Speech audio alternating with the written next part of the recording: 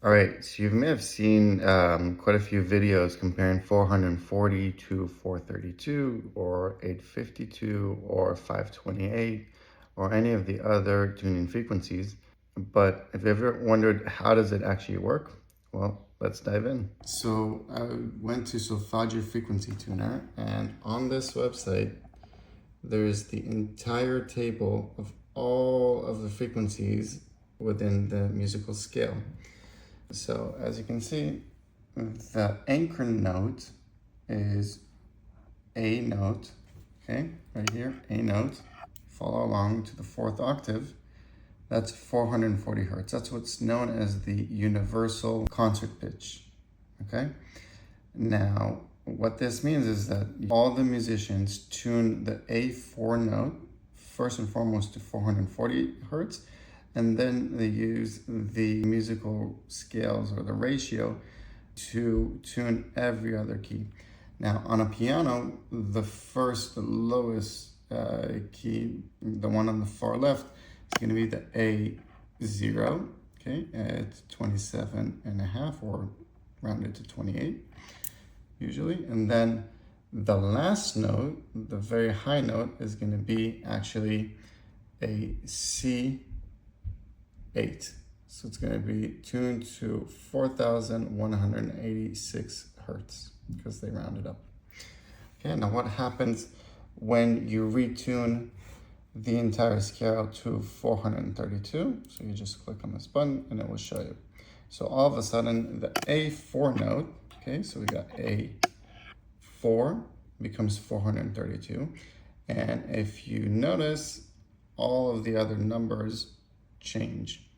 Okay, so all of a sudden this entire scale is reduced by about 0.02%. Okay, so it's a very subtle change. But what happens when you do another tuning, for example, for 528? Okay, so you won't change the A4 note to 528 because that means it will increase significantly. The sound will just speed up a lot. Instead, you use a new anchor note, the C5, which is right here. Okay, C5, right there.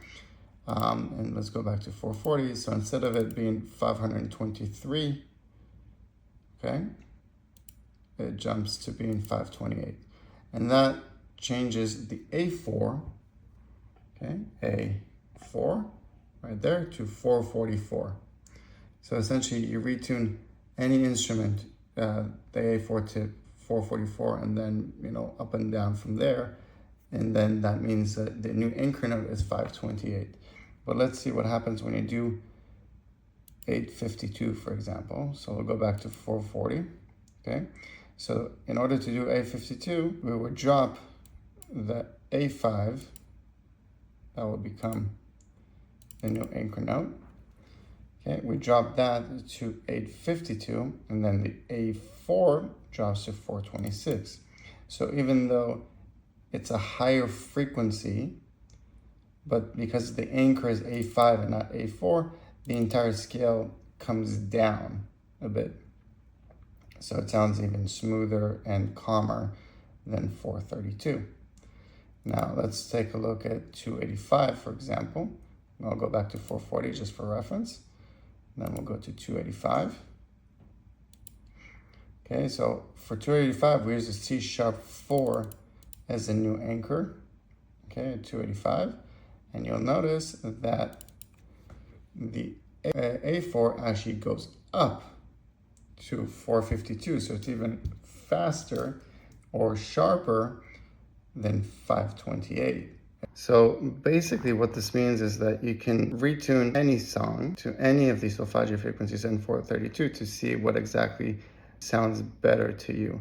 Now, there's a few ways you can do that. The first one is to go to a professional music software like a DAW, like Ableton or Pro Tools or Logic, and then to speed up the entire song or slow it down by the ratio of what the new A4 needs to be in relationship to 440.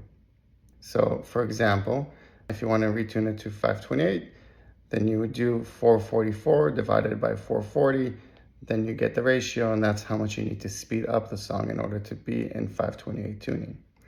For 432, it's the exact opposite. It's 432 divided by 440, so you actually slow it down because it's a little slower. So you can do this for every single song. It will take pretty much forever if you have a lot of music to convert into any of the 10 frequencies that you want. And you have to redo this over and over and over for each and every song. Another option is to go to songretuner.com. You can just upload the song, select the desired frequency, click retune now, and then within a few minutes, you'll be able to download the retuned version. We've also made really great software that automatically does this for you for all the different platforms, for all the different frequencies. I'll link below to a page that includes all the different software so you can discover it, and then it will retune your entire music catalog to all of the Solfeggio frequencies or 432 in real time. So you don't have to actually do any calculation whatsoever. You just choose the desired frequency, same as changing the frequency on the actual table that I showed you. And it will retune the song in real time, and you can actually hear it in real time. Now, beyond that, we've actually made something really, really amazing, and those are browser extensions for Google Chrome, Microsoft Edge, Mozilla Firefox, and even Brave.